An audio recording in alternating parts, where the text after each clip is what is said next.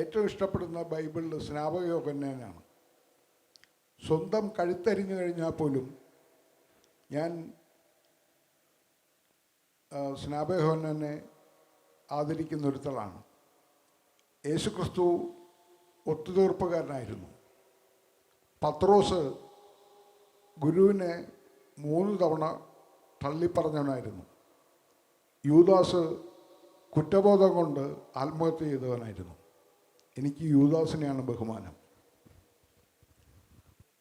പിന്നിൽ നിന്ന് കുത്തുന്ന മിത്രത്തെയല്ല, മുന്നിൽ നിന്ന് ആക്രമിക്കുന്ന ശത്രുവിനാണ് എനിക്കിഷ്ടം. ഇത്രേ എനിക്ക് പറയാനുള്ളൂ. അതാണ് നാരായണീൻ്റെ 3 ആൺമക്കളും പറയുന്നത്.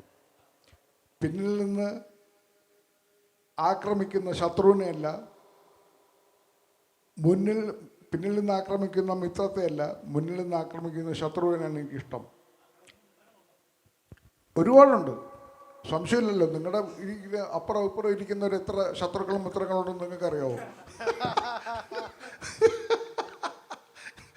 ഇടതും വലതും ഇരിക്കുന്നവർ ആരൊക്കെയാണ് മിത്രമാണെന്ന് ശത്രുവാണെന്ന് അറിയാവോ? എവിടെ നിന്ന് കുത്തു വരുമെന്നറിയാവോ?